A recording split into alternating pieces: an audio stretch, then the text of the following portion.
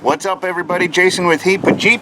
If you have a YJ, a Wrangler from 91 through 95, and something like this happens where you put the key in, you turn it, no check engine light, and no starting, this just might be the fix.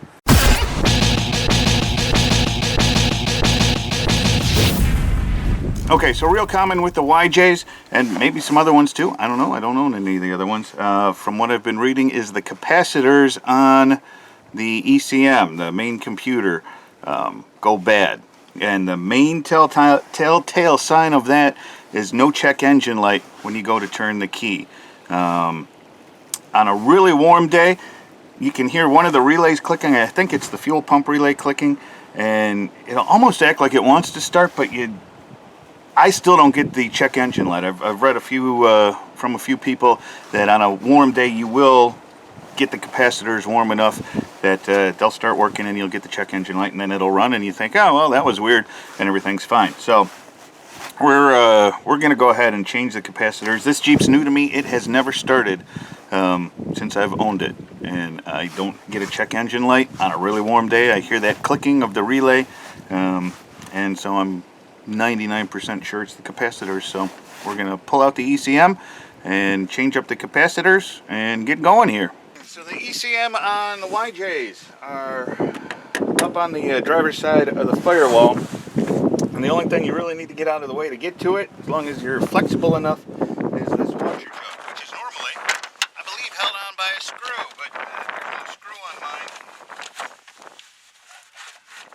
so we'll have to find one. Okay, so this is your computer, and there's two screws holding it up on the top,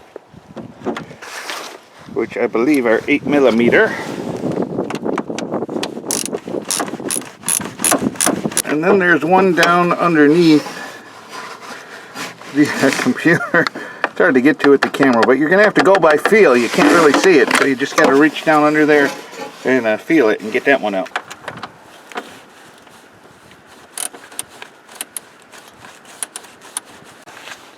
Okay, so we've got an 8mm bolt to get out.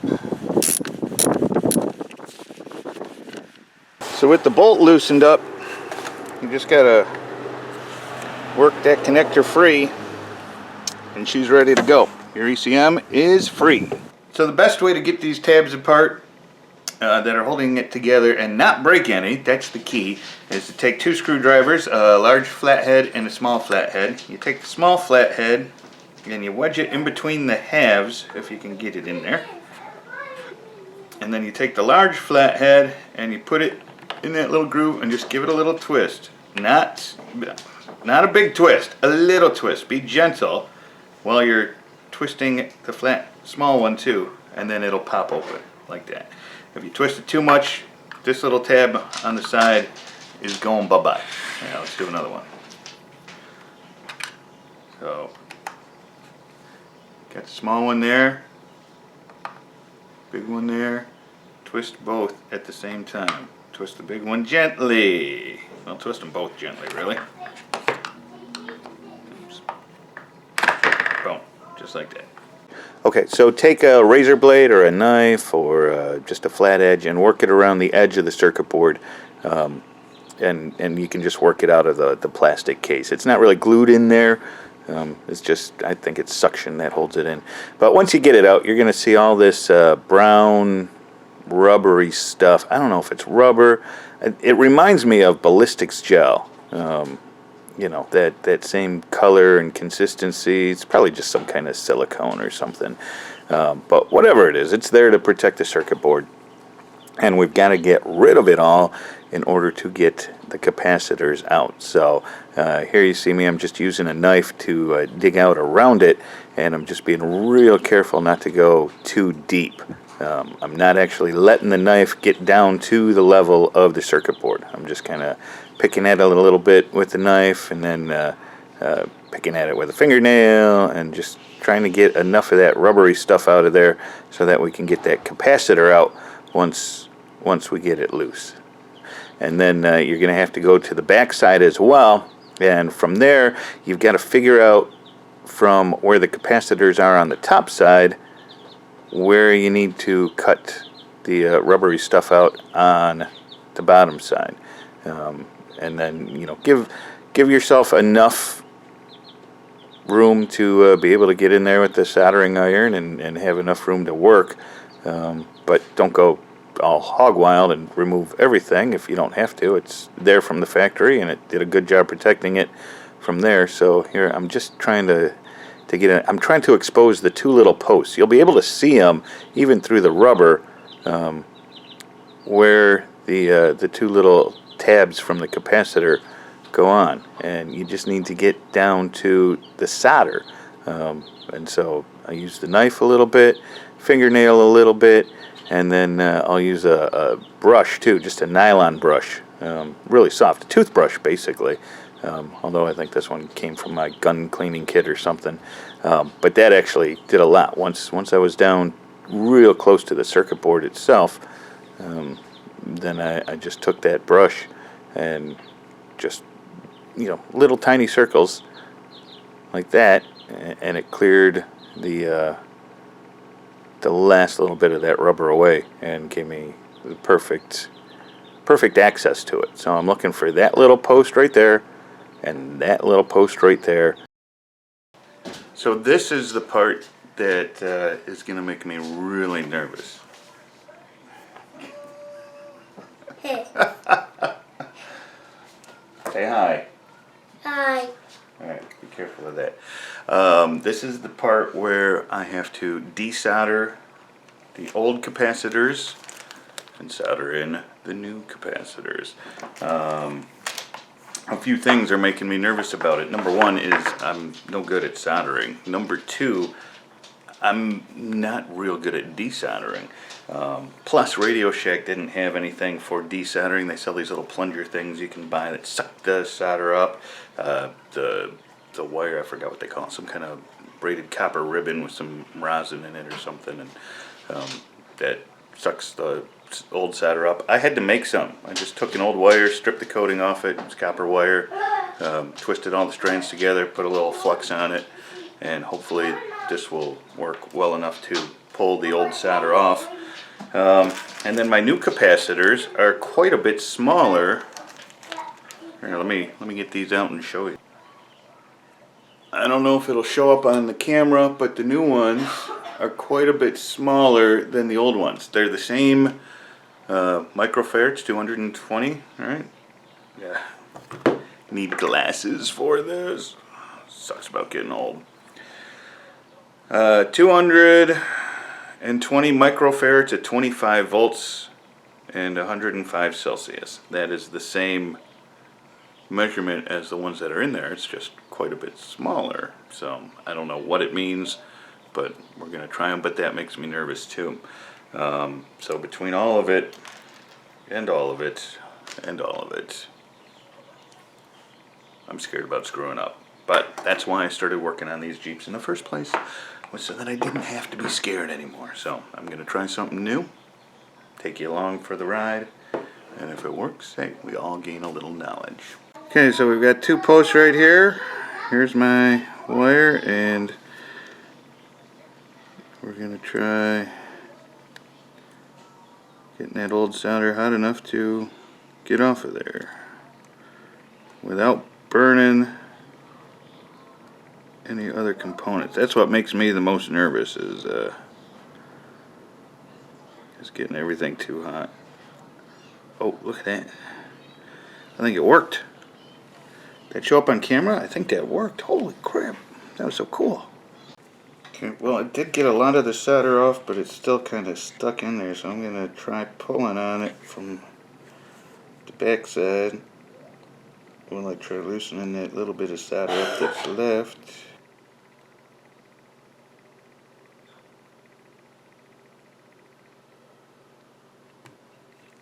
Ha! Old capacitor. Okay, so here we go with the third one. Now, if there's anybody that really knows how to solder out there that could share some tips in the comment section about the best ways to remove the old solder for anyone else, wanting to give this repair a try and might have the same kind of nerves as I'm having or had. It's really not that bad actually, but just having a better way to remove all the old solder, whether it's at that little plunger type deal or maybe the actual stuff, the ribbon stuff to get rid of it. Might work better than this homemade stuff. Where did I learn how to make this homemade stuff? Watching YouTube videos.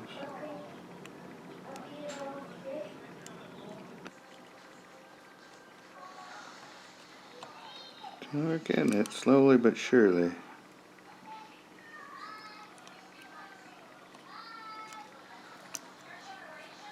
Make sure the negative's pointing in the right direction.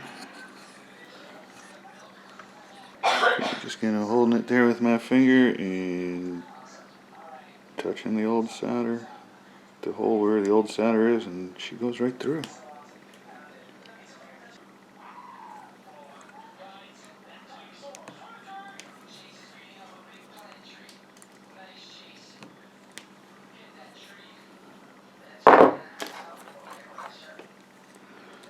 Okay, just a little dab.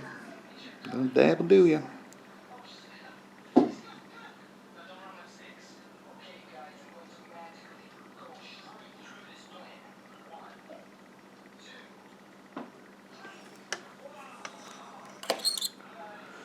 That's it. Now is the part where you get real nervous and hope that it worked, because if it didn't, I don't know what we're gonna do next.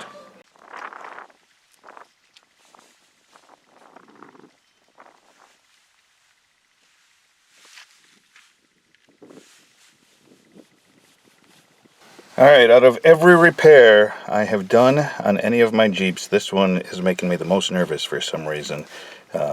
Mainly because if this doesn't work, I don't know what to do next. I don't know what the problem is. So, here we go. I'm going to try the key. And first things first, we want to see that check engine light come on. Hey, look, there it is. You see it? You see it? Starting.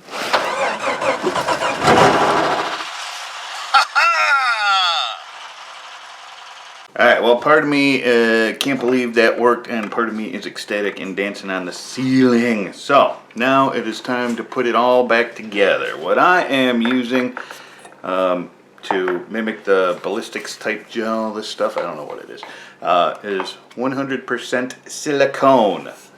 You can find this any hardware store. And I think this is probably the best stuff to use.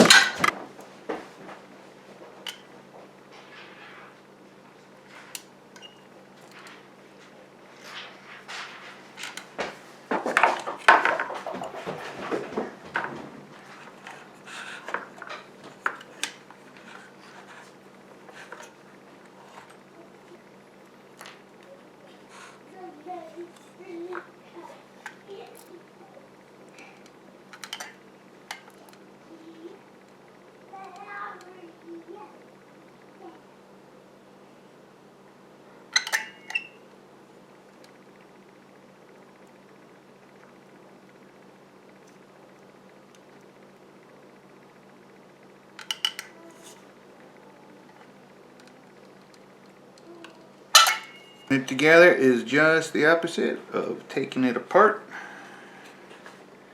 Remember to be really careful so you don't snap any of that plastic, any of those little tabs. But just get everything down in there. Go slow.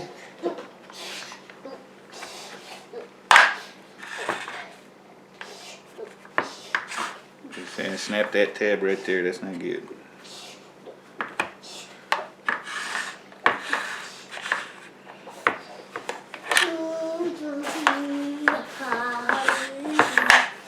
There we go.